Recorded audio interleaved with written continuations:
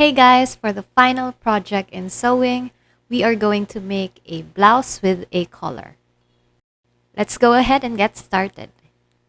Of course, never forget to pre-shrink your fabrics before starting any project.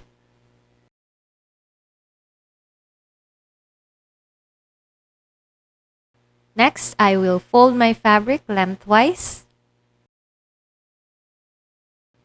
I'll just properly place this one in order to prepare for tracing. It's time to cut and trace. Make sure the back bodice fold goes on the fold of the fabric. For the front piece, we are going to cut two pieces so you don't need to put that on the fold.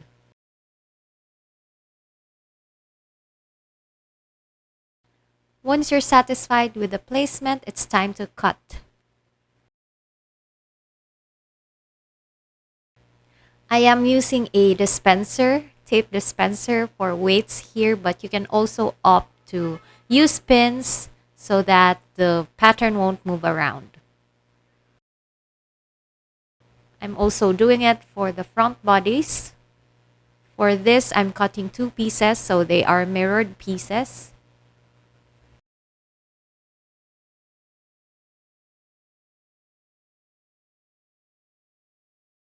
Next, I will be cutting the collar. I'm just folding it parallel to the selvage and placing it according to the grain line of the pattern. So basically, our collar and our collar stand are going against the grain.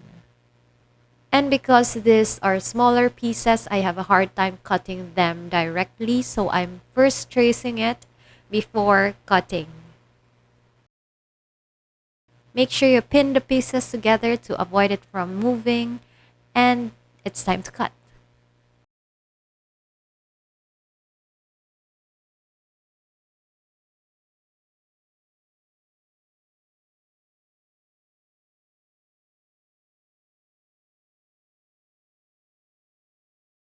Now for the sleeves, we are cutting two pieces. Make sure you are following the grain line.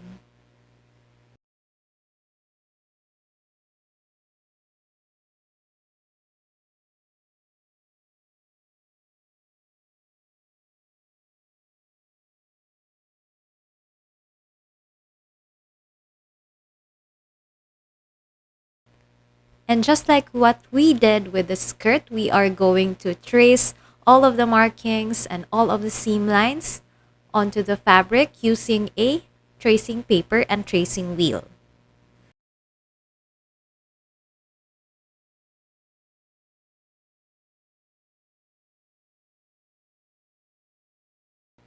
So you'll do the tracing on all the pieces, including the sleeves,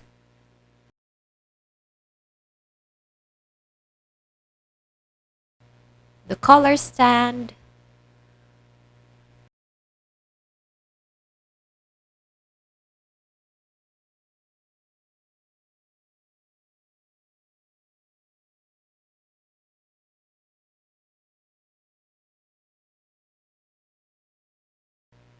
the collar,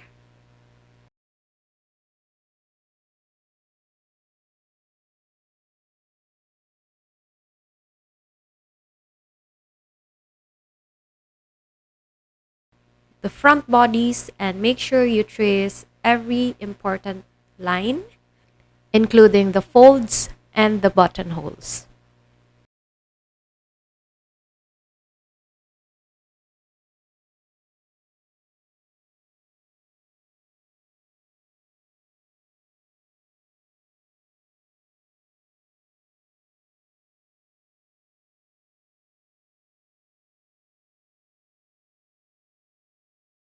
And lastly, the back bodies.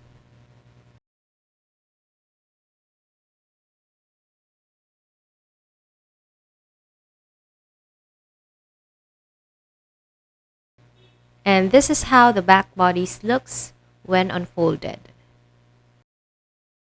After that, make sure you've serged the edges, but you only serge for the back, you only serge the shoulders, the side seams, and the hem.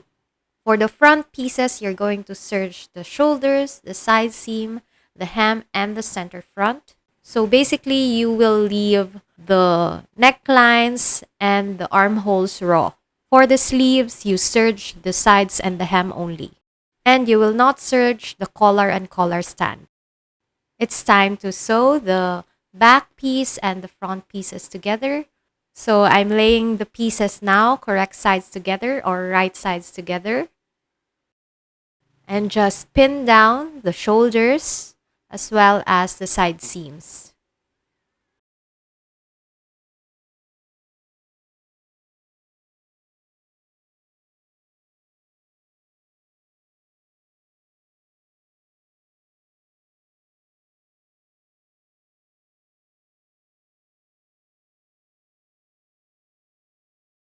And then you will sew these with a straight stitch. After sewing, you will press all the seams open.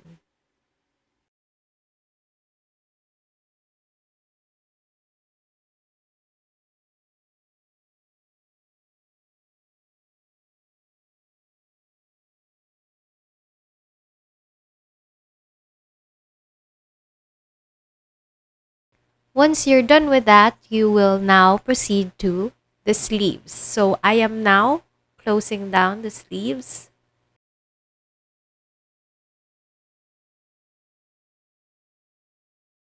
I'm just going to follow the shape of the edge. This is how it looks like after sewing. And then you will have to open the seam and fold the entire hem of the sleeve and then proceed to ironing it or pressing it down.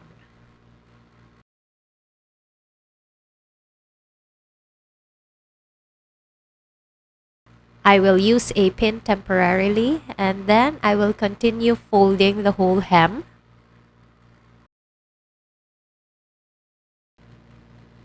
And then I am now pressing it with an iron. I will also do the same on the other sleeve.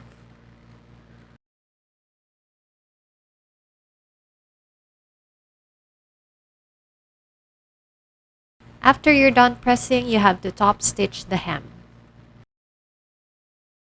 So this is how the sleeve looks like after hemming.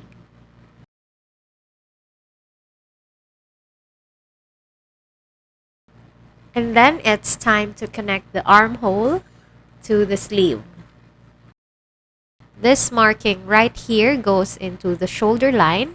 So the shorter length of the armhole goes into the front and the longer goes into the back. So I'm just pinning it right on the armholes, matching the seams, of course. After pinning the seams on the armpit, I will pin right on the shoulders. So everything is evenly distributed. And then I will pin along the center of this part. So I'm going to zoom in and then I will pin it down on the center like so, and then pin the bottom near the armpit and just continue pinning the armholes. So we're pinning it by half each time so that the fabric is evenly distributed along the whole armhole and the sleeve. And just always make sure that the seams are matching. When you reach the upper part of the sleeve, you will notice those ripples. That's fine. You just evenly distribute all of them. And just carefully pin it. Use a lot of pins. Be generous with your pins. And just make sure that you are not making any folds or any pleats on the armhole. It's normal that the sleeve is a bit bigger than the armhole of the bodies, since when we make patterns for sleeves, there's usually 1 inch of ease or like an extension so that it will accommodate the curve of the shoulders. The technique here is that you are just going to evenly distribute it and just pull the fabrics out so it matches.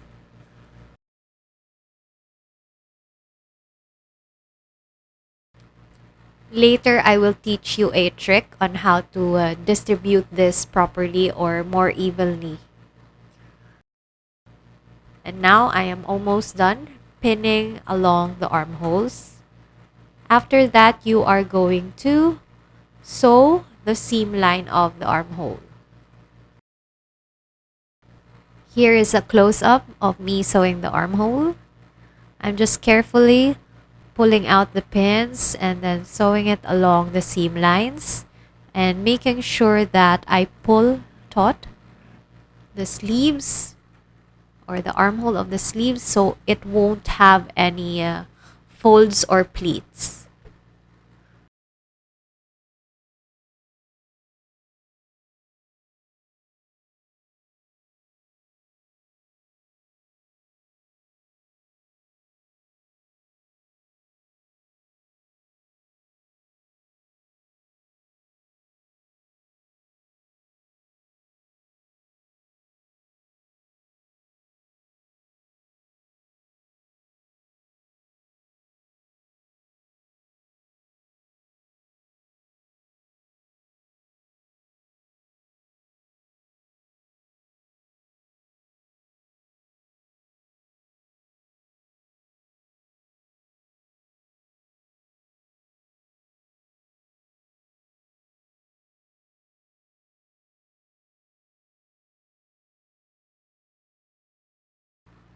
Make sure you lock the stitch. Another technique that I like to use so that it will not have any folds or pleats is running a basting stitch along the seam allowance. So just right before the seam line. So I will run a basting stitch on the top part of the sleeve like this. And then I will take the top thread of one side and pull it like so that it will scrunch up the seam allowances. When you have curves like this, the outer edges are usually longer than the inner edges, or in this case, the outer edges are longer than the seam line. So this will help scrunch up the extra fabric of the seam allowances so it will sit better on the armhole. So here I am just going to match the seams. Make sure they're right sides together. And then pin it the same way that I did with the other sleeve.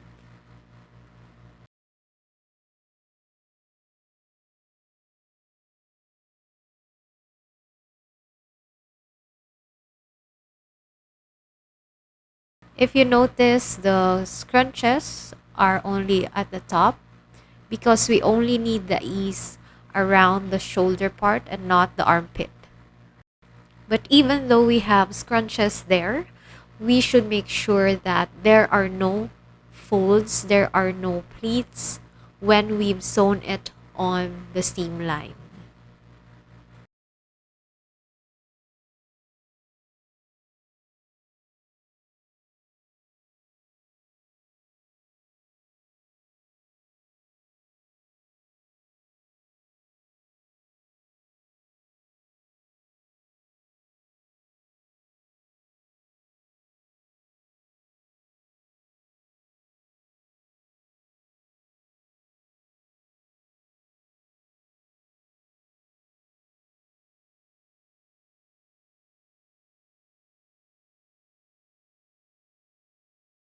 This is how the armhole will look like after sewing it. As you can see, it's very clean. There are no folds at the armhole. Let's check the other side. Right there, very flat and clean. And then you will serge the edges inside together to avoid fraying. And then iron the seams to make sure they're flat.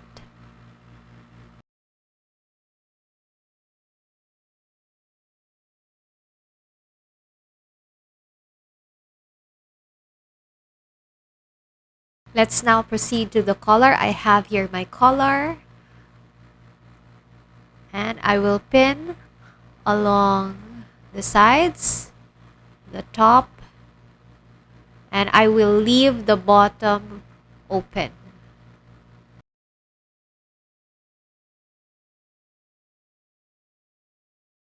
I will sew it from here, there, there, and down. So this is how it looks like. I will cut off the corner, making sure I am not cutting through the seams.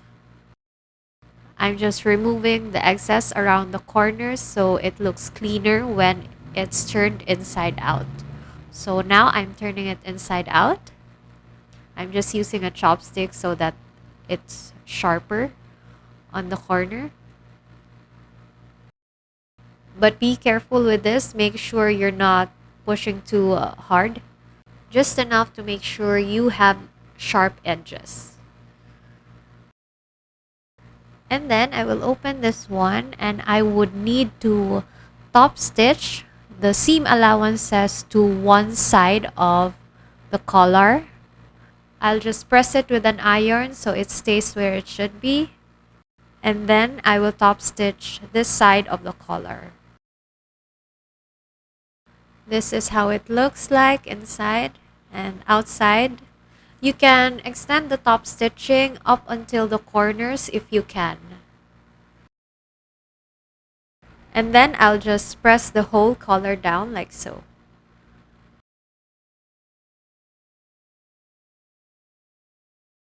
Now it's time to attach the collar to the collar stand. So first, you are going to fold the collar and cut it at the center of the seam allowance. This is an effective way to determine where the center of your piece is without measuring it.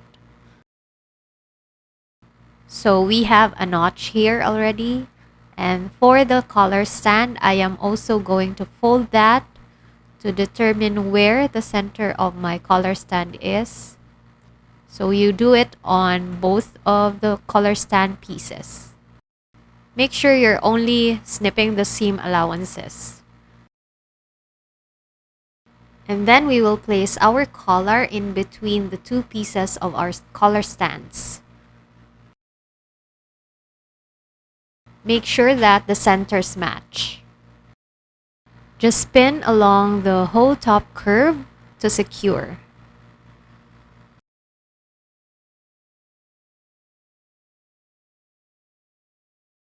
I will then sew the curve starting from this point up to the end.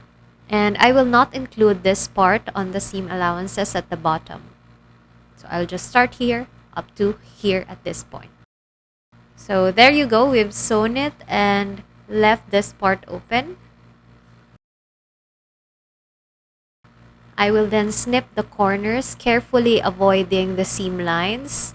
This is so the curves would look better when it's turned inside out.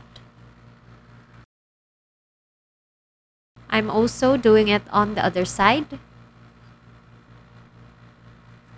And I'll take off a little bit of the seam allowances because this is excess.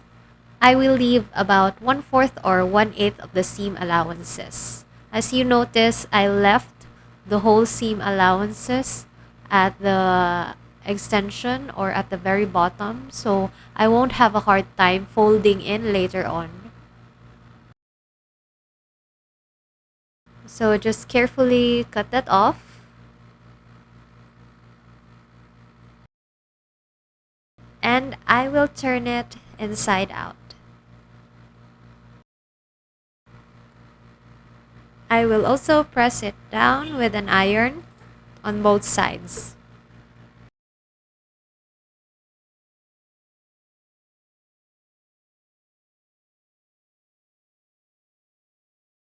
Now we will top stitch this one as well, like what we did with the collar, but this time we'll do it on the opposite side. This is how it will look like after top stitching the seam allowances on one side.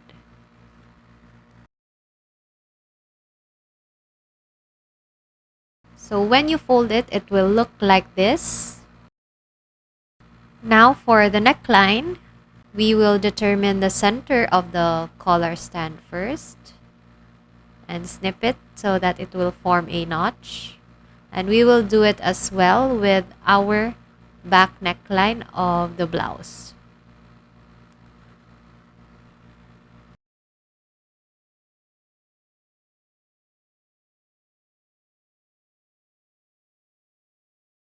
So there we have our notches. After that, we are going to fold the center front piece along the first line, like so. And I will press it with an iron. And then I will fold this part of the hem and pin it. And I will sew it with a straight stitch to secure.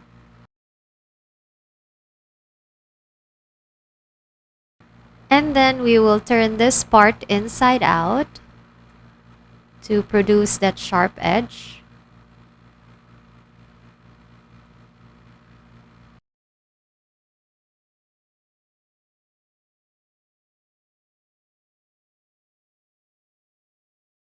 And for the center front, I will fold it once more and press it down with an iron.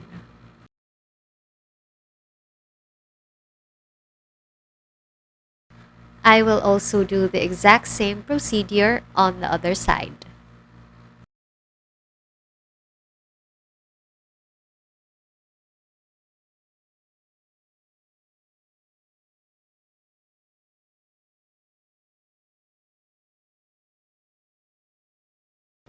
And then I will fold and press the hem as well.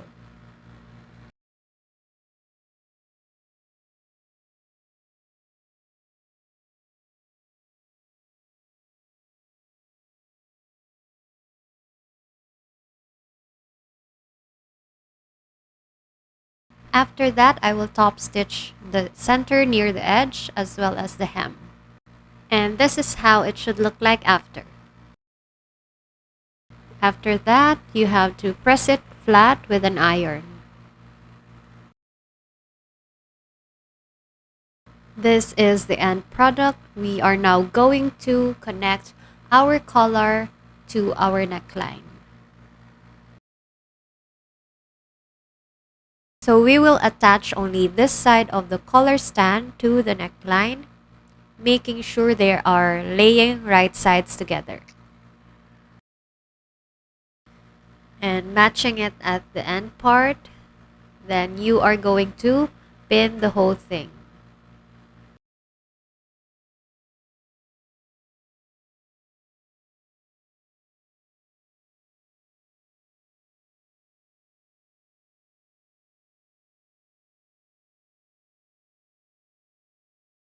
So the seam with a straight stitch. This is how it will look like, and you will insert all of the seam allowances inside of the collar stand. Carefully fold them and insert everything. We will then use pins to secure.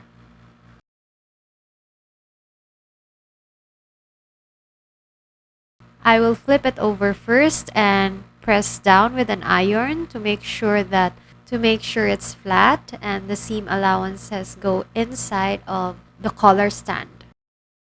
I will then fold the rest of the seam allowances and make sure it's hidden and pin along the whole collar and neckline.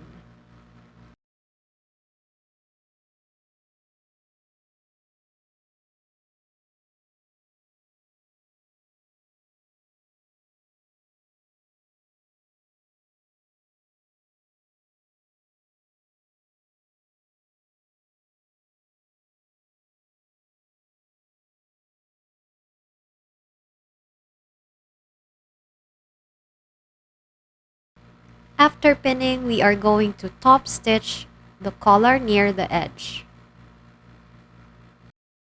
This will be the result. This will be the result. Now we have to iron it so it's crisp.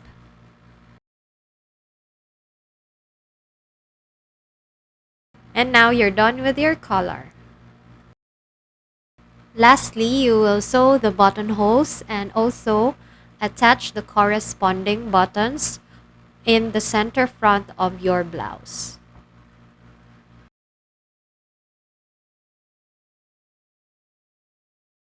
You can either hand stitch everything, or if you have a buttonhole function on your home sewing machine, you can opt to use that too. And after that, you're done. Happy sewing!